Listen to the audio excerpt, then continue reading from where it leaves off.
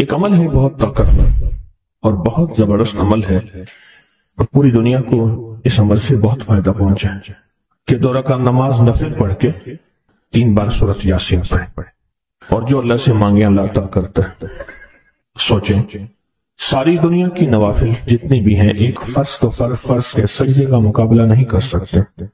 ساری دنیا کی نوافل فرض تو فرض ایک سجدے کا مقابلہ نہیں کر سکتے۔ اب فرض نماز پڑھی، اور فرض نماز پڑھنے کے بعد سورۃ یاسین 3 بار نہیں پڑھی، سینکڑوں بار پڑھی۔ پھر آپ نے نہیں پڑھی، اس وقت آن لائن پوری دنیا میں کتنے بے شمار لوگ ہیں جو تسبیح خانے کے ان اوقات کے مطابق انہوں نے اپنے آپ کو فارغ کیا ہے، خالی کیا ہے، اور سورۃ یاسین لے کر بیٹھے ہیں۔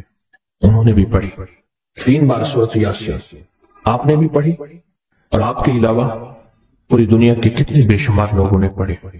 کسی نے درد سے، کسی نے غم سے، کسی نے جذبے سے، کسی نے آنسو بہاتے ہوئے، کسی نے اللہ سے باتیں کرتے ہوئے، کسی نے درد اور وجدان کی کیفیت سے۔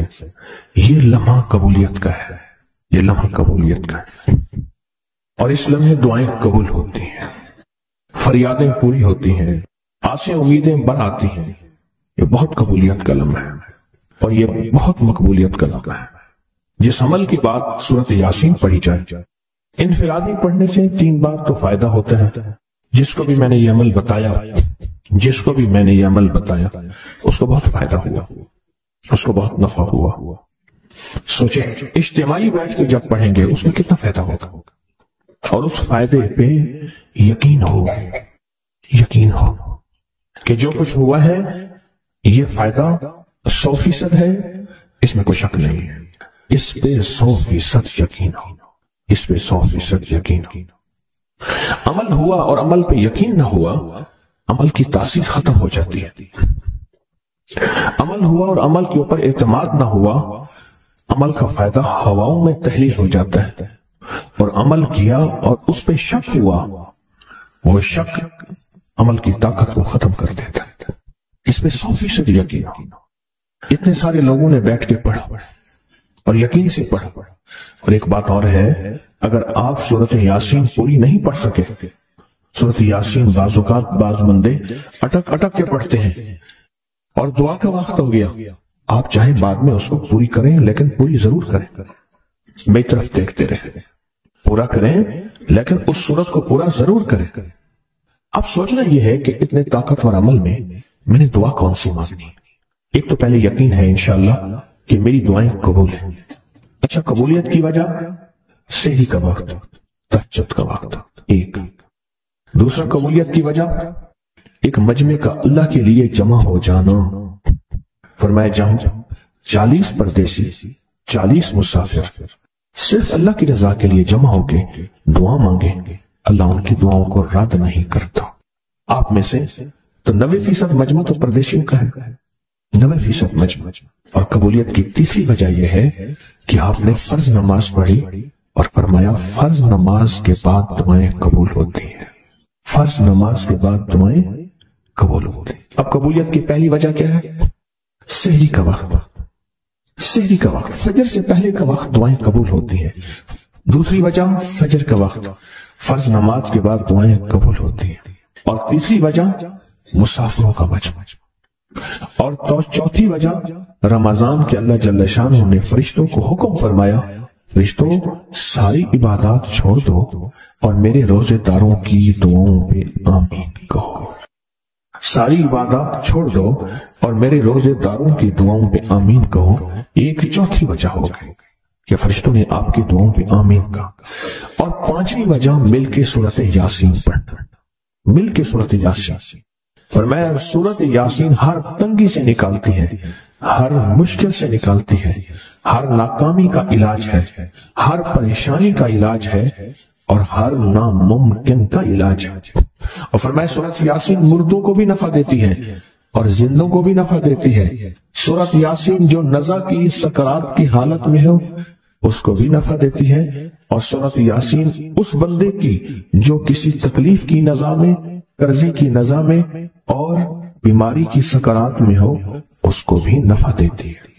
قبولیت کے اوقات، قبولیت کے لمحات، اور اس میں بیٹھ کے اللہ سے مانگنا۔ اب مانگنا کیا ہے؟ یہ تو یقین ہو گیا کہ انشاءاللہ ہماری آج کی یہ محفل، آج کا یہ بیٹھنا، آج کا یہ پڑھنا، اور آج کا اللہ کی بارگاہ میں یہ حاضری دینا 100% انشاءاللہ قبول ہے، یقین کامل ہے۔ پھر مانگیں کیا؟ سوچنا۔ جب سخاوت کی سخی کی سخاوت موجوں پہ ہو، عروج پہ ہو، پھر مانگیں کیا؟ یہ سب سے اہم چیز ہے۔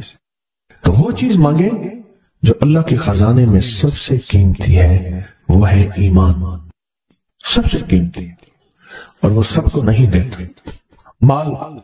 مال سب کو دیتا ہے، اپنے نہ ماننے والوں کو بھی اور اپنے ماننے والوں کو بھی، اپنے دوستوں کو بھی، بلکہ اپنے دشمنوں کو زیادہ دیتا ہے، زیادہ دیتا ہے۔ مال اپنے دشمنوں کو زیادہ دیتا ہے، اور بعض اوقات اپنے دوستوں کو بھی زیادہ دیتا ہے، جیسے انبیاء میں سے حضرت سلیمان، حضرت داؤد، حضرت یوسف علیہ السلام، جیسے صحابہ میں حضرت عثمان غنی، عبد الرحمن بن عوف، اور بے شمار صحابہ۔ اولیاء میں سے حضرت پیران پیر شیخ عبد القادر جیلانی، اور بڑی بڑی ہستیاں۔ اللہ اس لیے دیتا ہے کہ یہ مومن یہ نہ سمجھے۔ تو سب سے پہلی چیز جو اللہ سے مانگنی ہے وہ ایمان مانگنا ہے۔ ساری دنیا مل گئی، سارا مال مل گیا، ساری حکومتیں اور ساری چیزیں ملی، ایمان نہ ملا تو ہم گھاٹے میں رہ گئے، ہمارا سودا گھاٹے کا سودا تھا۔ ایمان نہ ملا، ایمان نہ ملا۔ اللہ سے سب سے پہلے ایمان مانگنا۔ جو بندہ ساری عمر جو چیز مانگتا ہے، غور سے دیکھنا، غور سے سمجھنا، ساری عمر جو چیز مانگتا ہے، جو بندہ ساری عمر جو چیز مانگتا ہے، ساری عمر جو چیز مانگتا ہے، جو بندہ ساری عمر جو چیز مانگتا ہے، اگر نہ ملی، اللہ سچی طلب کی بنیاد پہ آخری وقت میں وہ چیز عطا فرماتے ہیں۔ یہ دعا کیا ہے؟ وہ اغننی بفضل کا من سوا، اور اس کی طاقت کیا ہے اور اس کی تاثیر کیا ہے؟ مثلاً دعا ہے۔ آقا کی بارگاہ میں ایک شخص مقروض، پریشان، غربت اور تنگ دستیوں کا مارا ہوا، حالات کا ہارا ہوا، زندگی سے بیزار، معاشرے نے اس کو، زمانے نے اس کو چھوڑ دیا، معاشرے نے، زمانے نے چھوڑ دیا، اور حضور کی بارگاہ میں حاضر ہوا تو حضور نے فرمایا تو پڑھ اللہم اکفنی بحلالک عن حرامک اغننی بفضلک عمن سواک، اللہم اکفنی بحلالک عن حرامک، اللہ میری کفایت فرما، کفایت فرما۔ اب کفایت سے مراد یہ ہے، کبھی وہ ایک بابا جی کہتے تھے کہ نہیں لوڑ دی تھوڑ نہ ہوئے، مجھے جس چیز کی ضرورت ہو وہ ہر وقت مجھے ملتی رہے، اللہ ایسی کفایت فرما، یا کسی کا محتاج نہ رہوں، ایسی کفایت فرما، میں عاجز نہ بنوں، ایسی کفایت فرما، ایک ایک چیز کو ترستا نہ رہوں، اللہم اکفنی بحلالک عن حرامک، پر کفایت کرنے میں میرے ساتھ حلال کے معاملے کرنا، تیری تقسیم ہے، تیری ترتیب ہے، اللہ مجھے حلال بھی چاہیے، اور ایسا چاہیے جس میں وسعت ہو، اور ایسا چاہیے جس میں برکت ہو، اور ایسا چاہیے جو میری ساری ضرورتوں کی کفایت کرتے، ساری ضرورتوں کی کفایت کرتے۔ میرے پاس وہ حال نہیں چاہیے کہ آج ایک چیز ہے دوسری نہیں ہے، دوسری ہے تیسری نہیں ہے۔ ایک صاحب کے پاس ایجنسی تھی، کہنے لگے ایک دفعہ میاں بیوی ہم روٹی کھا رہے تھے، ایک ٹھنڈا سانس نکلا بیوی کا، میں نے کہا کیا ہوا؟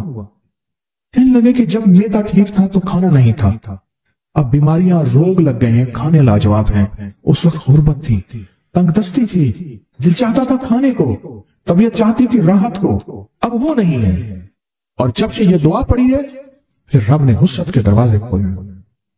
اس نے ایک وہ ایجنسی لی تھی جو کوئی نہیں لیتا تھا، بالکل کوئی ایسا ادارہ تھا جس کا سارا نظام ختم ہو چکا تھا، وہ ایجنسی لی جو کوئی نہیں لیتا تھا، اس نے لے لی، سستی ملتی تھی، لیکن اس کے ساتھ قدرت کی طاقت تھی، قدرت کی قوت تھی، اللہ کا نظام اس کے ساتھ تھا، اللہ کا نظام اس کے ساتھ تھا۔ اللہم اکفنی بحلالک عن حرامک، میں اللہ مجھ سے تجھ سے وہ رزق نہیں مانگتا جو میرا اور میری نسلوں کی کفایت نہ کرے، اللہ وہ رزق مانگتا ہوں جو کفایت کرے، پر حلال مانگتا ہوں، طیب مانگتا ہوں، طاہر مانگتا ہوں، مطاہر مانگتا ہوں، حرام نہیں مانگتا۔ حرام جتنا زیادہ ہو جائے ایک وقت آئے گا ختم ہو جائے گا. حرام جتنا پہاڑ بن جائے ایک وقت آئے گا اللہ اس کو ختم کر کے دکھائے گا. میں نے ایک جگہ حضرت عبداللہ بن مسعود رضی اللہ عنہ کا فرمان پڑھا, وہ بس ایک دفعہ پڑھا, مجھے نہ بھولا. پھر فرمایا سود کا انجام تنگ دستی اور فقر ہے. اور ایک اور صحابی کا قول ہے, اور یہی قول حضرت امام جعفر صادق کا ہے کہ حرام کا انجام فقر اور قلت ہے. اللہ مجھے حرام نہیں چاہیے. اور پھر اللہ کہتا ہے اچھا چلو ٹھیک ہے تیری کفایت کر دے. تو پھر اللہ سے ایک بات اور بھی مانگتے ہیں, آگے ذرا سنیں. وَأَغْنَنِي بِفَضْلِكَ, مولا مجھے غنی کر دے, مجھے پتا ہے تیرے فضل سے کوئی غنی ہوگا, محنت کر کے غنی کوئی نہیں ہوگا. کیا کمال دعا ہے. وَأَغْنَنِي بِفَضْلِكَ, اغننی, مجھے تیرے فضل سے غنی ہونا ہے. میں جا رہا تھا, سیڑھی رکھی ہوئی تھی لمبی بڑی اونچی, اور سر پہ گارے کا تھال تھا اور ایک بندہ چڑھ رہا تھا. میں نے دیکھا میرا کلاس فیلو ہے. وہ اس وقت تک قدم اتنے چڑھ چکا تھا کہ چھت پہ گارا دینے گیا. آگے ایک اور مزدور کھڑا تھا, اس نے چھت کی لپائی ہو رہی تھی بھوسے والے گارے سے. تو جب وہ نیچے اترا تو میں نے اس کو آواز دی, اس نے پہچان لیا. میں نے اس کے والد کو مزدوری کرتے دیکھا تھا اور اس کو سنا تھا کہ اس کا دادا بھی مزدوری کر رہا اور وہ آج بھی مزدوری کر رہا.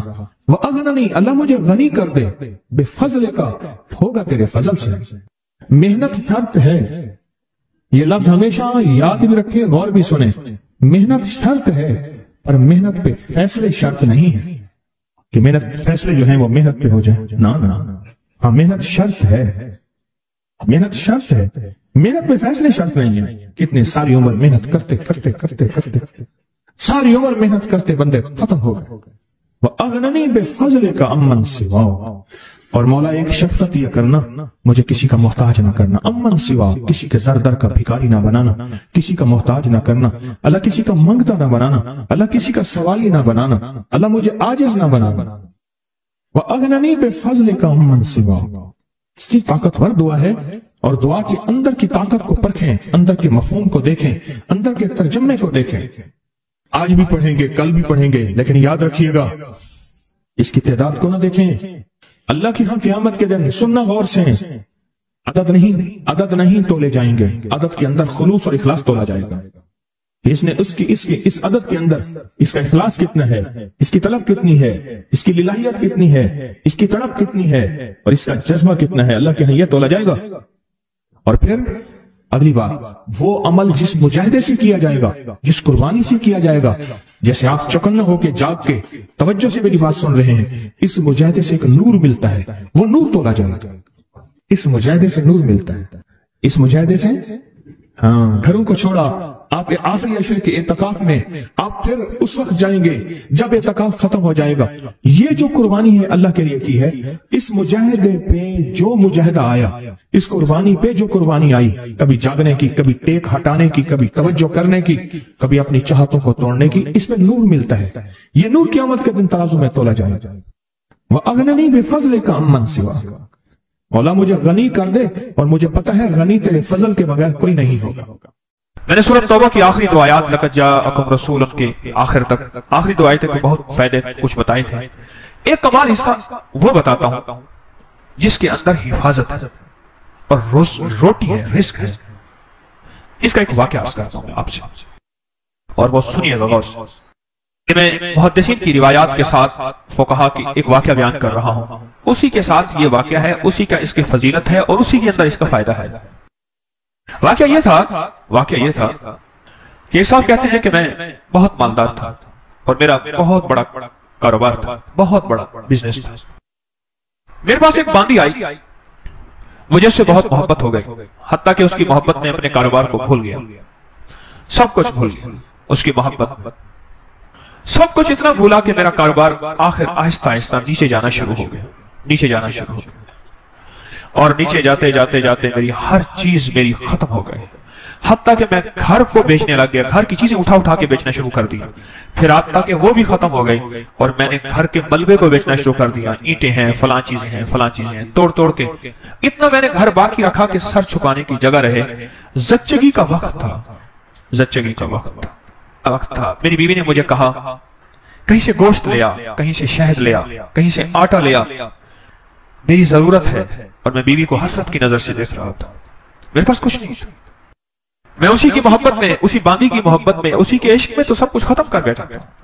میں تو کونج مانگوں کر لاؤں، اسی میں تو سب کچھ ختم کر بیٹھا. پھرتے ہیں میر خار کچھ پوچھتا نہیں، پھرتے ہیں میر خار کوئی پوچھتا نہیں. اس عاشقی میں عزت سادات بھی گئی، سب کچھ ختم.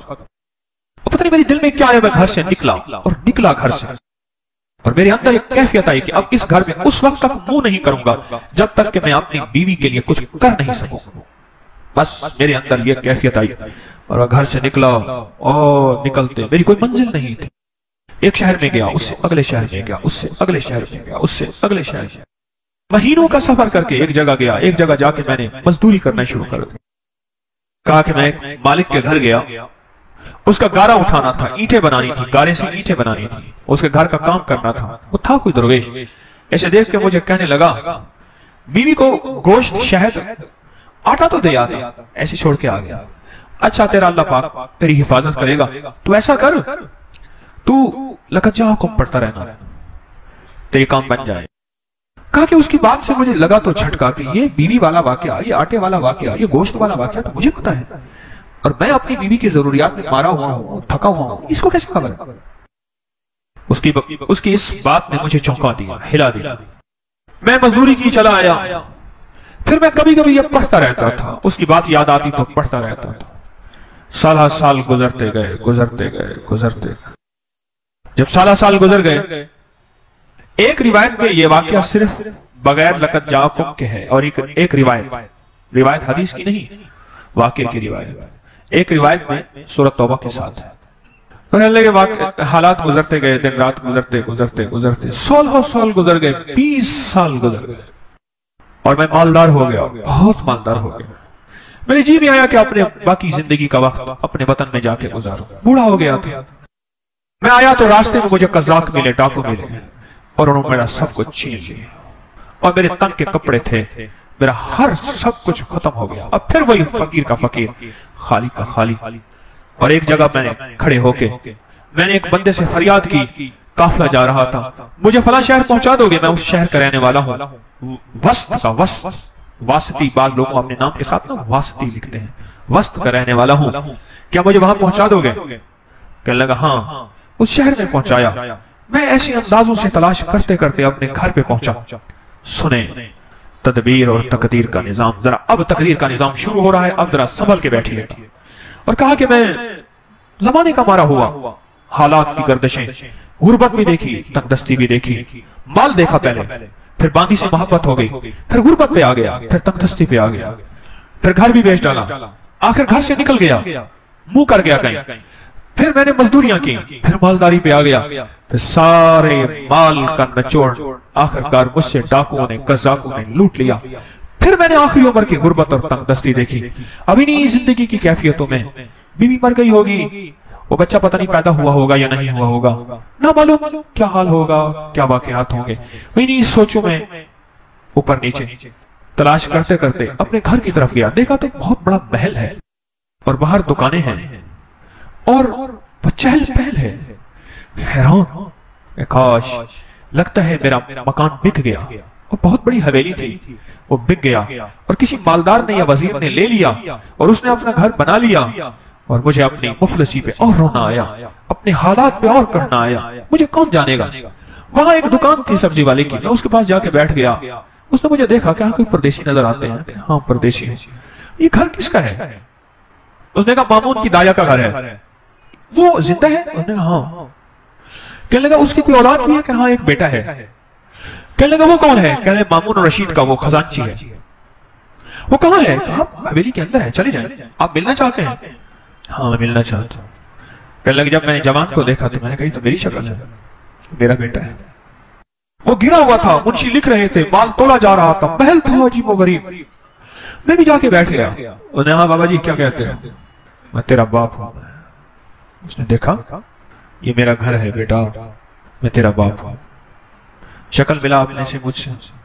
اس نے ایسے ٹھنڈی آنکھ بھری اٹھ کے چلا گیا، اور جا کے اپنے غلام کو کہا کہ اس بابے کو لے آؤ. میں نے پردے کے پیچھے آہٹ سنی. میں نے دیکھا تو کچھ بھی نہیں ہے, بڑے بڑے پردے پڑے ہوئے, محل بڑا لاجواب مکان. مجھ سے کہنے لگے آپ میرے والد کیسے ہیں؟ بڑے نرم لہجے میں, جیسے کوئی بندہ نشانیاں پوچھنے کی کوشش کر رہا ہو. کل بیٹا اس کا والد ایسا ہو, میں بہترین سوداگر تھا, ایک باندی سے محبت ہو گئی, اس میں میں نے سب کچھ اپنا لٹا دیا, سب کچھ ختم کر دیا. میں ایک پل اس سے جدا نہیں ہوتا تھا, حتیٰ کہ میرا کاروبار ختم ہو گیا, میری غیر موجودگی میں میرا کاروبار, میرے اموال میرے نگران کھا گئے, اور میں گھر توڑ کے بیچنا شروع کر دیا, حتیٰ کہ میرا گھر بھی ختم ہو گیا. پھر میرا ایک بچہ تھا, وہ یقیناً تو ہی ہوگا, اس کی ولادت تھی, اور میری بیوی نے کہا گوشت شہد اور آٹا کہیں سے لے آئے, اور میرے پاس تھا نہیں, اور میں غم اور غیرت کے مارے منہ کر گیا, اور 20 سال کے بعد واپس آیا. جب یہ بات سنی نا, پیچھے سے آ کے باندھی نے اس کو لپٹ لیا, اس پہ لپٹ گئی کہ ہاں تو ہی میری زندگی کا ساتھی ہے, اور واقعی یہ تیرا بیٹا ہے, اور میں ہی تیری بیوی ہوں. میں تو تیرے انتظار میں اپنی امیدیں ساری ختم کر بیٹھی تھی, اور گلے لگ کے روئی بہت زیادہ. میں نے اسے کہا یہ کیسے؟ کہا پتہ نہیں کوئی دعا تھی تو کر کے گیا تھا, کیا تھا, مامون پیدا ہوا, کسی کا دودھ نہیں پیتا تھا. امین زبیدہ کا بیٹا تھا, یاد رکھیے گا. مامون باندی کا بیٹا تھا, امین الرشید زبیدہ کا بیٹا تھا. امین الرشید زبیدہ سے تھا, اور مامون الرشید باندی سے تھا. جب مامون پیدا ہوا تو ماں کا دودھ نہیں پیتا تھا. اس وقت کی جتنی خواتین کے بچے ہوئے تھے سب کو بلایا گیا کہ سب کے سینے میں دودھ تھا کہ شاید ان کا دودھ پی لے. اس نے کسی کا دودھ نہیں پیا. دعائیں کام آ رہی ہیں, ذرا غور سے سنیے گا. تقدیر غالب ہو رہی ہے, اس میں روزی ہے, اس میں حفاظت ہے, اس آیت میں برکت ہے, اس آیت میں کفایت ہے, اس آیت میں کفالت ہے, اس آیت میں غیبی نظام وابستہ ہے, غیبی نظام ہے اس آیت میں. امید ہے آپ نے پچھلے درس سے اب تک اس آیت کو یاد کر لیا ہوگا. جن کو یاد نہیں, جن کو میری طرح یاد ہے, میں بھی زیر زبر ٹھیک کروں, آپ بھی کریں. امید ہے آپ نے یاد کر لیا ہوگا. اور کہا پھر مجھے بلایا گیا, اور جب میں نے مامون کو دودھ, تو مامون نے دودھ پینا شروع کر دیا. بس ایک پل میں میری حیثیت شاہی دائیا کی بن گئی, میری حیثیت شاہی ہو گئی. غربت کی ماری, تندرستیوں کی ماری, ایڑیاں رگڑ رگڑ کے بچہ جنا تھا. اب میرا بچہ بھی مامون کے ساتھ پل رہا, اور میں بھی بادشاہ ہارون کے گھر میں پل رہی, کیونکہ ہارون کے بچے کو دودھ کی ضرورت ہے, اور میرے بغیر دودھ ملتا نہیں. ایک طرف سے اپنے بچے کو دودھ پلاتی تھی, ایک طرف سے مامون کو دودھ پلاتی تھی. شاہی طاقت میں میرا بچہ بھی پلتا گیا, میں بھی پلتا گیا, میرا بچہ بھی پلتا گیا, میں بھی پلتا گیا, بڑھتے بڑھتے بڑھتے, حتیٰ کہ یہ سارا محل وہی ہے, یہ سارا تاج اور سارا تخت یہ وہی ہے کہ مامون کسی کا دودھ ہی نہیں پیتا تھا. وہ دودھ کا پلانا میرے نصیب میں آیا, اور میرے نصیب کے پیچھے کیا تھا؟ کہا تیرے نصیب کے پیچھے تھا لقد جاءکم رسول من انفسکم عزیز علیہ ما عنتم حریص علیکم بالمؤمنین رؤوف الرحیم فإن تولوا فقل حسبی اللہ لا الہ الا هو علیہ توکلت وهو رب العرش العظیم. یہ تھا, میں خالی ہو گیا, خالی کیا تھا, خالی آیا, بڑا کمایا, خالی ہو کے خالی آیا. جب آیا تو اپنے گھر کو بھرا بھرا. یہ تقدیر ہے اور یہ تدبیر ہے. اس نے تو کہا تھا کہ میں غیرت ہے مجھے, میں کچھ نہ دے سکا, حیرت ہے مجھ پہ, میں کچھ نہ دے سکا, نکل جاؤں یہاں سے, اور نکل کے جا کے اپنی نسلوں کے لیے کچھ کما کے لاؤں, کما کے لاؤں. بس ساری کمائی ڈاکو لے گئے. اس کی ساری تدبیریں الٹی ہو گئی, اور ارشی ساری تدبیریں کامیاب ہو گئی. میرا اللہ کہتا ہے میرے بندے, میں کسی کا احسان نہیں رکھتا, میں کسی بندے کا احسان لوٹاتا ہوں. تو نے میرا نام پڑھا ہے, اور میرے حبیب کے اوپر تو نے اتنی برکت والا نام. یہ دنیا کی سب سے بڑی نعت ہے, قرآن کی نعت ہے, والضحیٰ نعت ہے, واللیل نعت ہے, یا ایھا المدثر نعت ہے, یا ایھا المزمل نعت ہے. میرے مدینے والے کی شان ہے, شان ہے, اور یہ سب سے بڑی نعت ہے. لقد جاءکم رسول من انفسکم عزیز, یہ نعت ہے میرے مدینے والے کی شان ہے, یہ نعت ہے. نسلوں میں رزق ملتا ہے, نسلوں میں برکتیں ملتی ہیں, اور نسلوں سے فقر مٹتا ہے, فاقے مٹتے ہیں, غربت اور تندرستی مٹتی ہے نسلوں سے. ایک بزرگ فرماتے ہیں کہ مجھ پر ایک مرتبہ دل کی تنگی اور خوف کی شدت کا غلبہ ہوا. میں پریشان حال, بغیر سواری اور بغیر توشہ کے, توشہ سے مراد کھانا پینا, سواری, سفر, बस ऐसे मक्का मुकरमा की तरफ चल दिया। 3 दिन तक इस तरह बगैर खाए पिए चलता रहा और चौथे दिन भूख की शिद्दत का, प्यास की शिद्दत का इतना एहसास हुआ, मुझे अपनी हलाकत का अंदेशा हुआ कि शायद अब मर जाऊं। आसपास के बगैर चला। मैं जंगल में कहीं सायादार दरख्त का भी पता नहीं था। कोई साया होता बैठ जाता, साया भी नहीं था। तो कहने लगे कि मैंने अपने आप को अल्लाह के सुपुर्द किया और किबला की तरफ मुंह करके बैठ गया। मुझे नींद आई तो मैंने ख्वाब में एक शख्स को देखा, मेरी तरफ हाथ बढ़ाकर कहता है, लाओ हाथ बढ़ाओ। मैंने हाथ बढ़ाया, उसने मुझसे हाथ मिलाया, पर मैं तुम्हें खुशखबरी हो, मुबारक हो, वो खुशखबरी हो क्या कि तुम सही सालिम हज भी करोगे और मेरे हुजूर कमली वाले के रोजे की ज़ियारत भी करोगे। क्यों परेशान है? तो क्यों परेशान है? सही सालिम हज भी करोगे और हुजूर के रोजे अतर की ज़ियारत भी करोगे। मैंने कहा, अल्लाह तुम पर रहम फरमाए, आप कौन हैं? फरमाया, मैं हजरत खिज़र हूं, मैं खिज़र हूं। मैंने अर्ज किया कि कोई दुआ फरमा दे मेरे लिए, सख्त भूख है, सख्त प्यास है, शिद्दत का सफर है, बहुत सख्त भूख है, बहुत सख्त प्यास है और शिद्दत का सफर है, मैं क्या करूं? अब फरमाया, उन्होंने फरमाया, अच्छा ये मैं पढ़ता हूं, तू पढ़, ये लफ्ज 3 मरतबा पढ़, ये लफ्ज 3 मरतबा पढ़।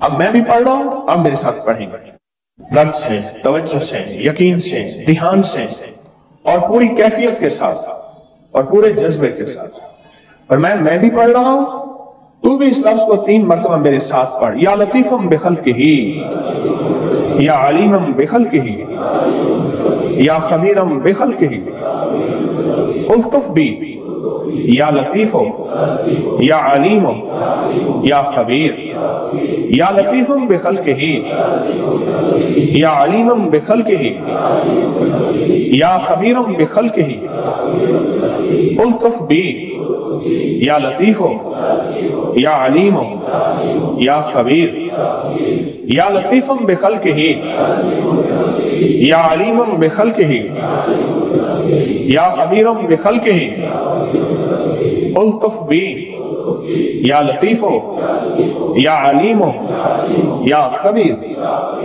फरमाया, ये 3 दफा पढ़, जिस तरह आपने 3 दफा पढ़ा, 3 दफा पढ़। अब इसका तर्जुमा है, ऐ वो पाक ज़ात जो अपनी मखलूक पर मेहरबान है और अपने मखलूक के हाल को जानता है और उनकी जरूरियात से बाखबर है। मखलूक के हाल को जानता है मेरा अल्लाह, और तो उनकी जरूरियात से बाखबर है। ऐ अल्लाह, तो मुझ पर लुत्फ फरमा, मेहरबानी फरमा। ऐ लुत्फ करने वाले, ऐ अलीम, ऐ खबीर, मुझ पर मेहरबानी फरमा।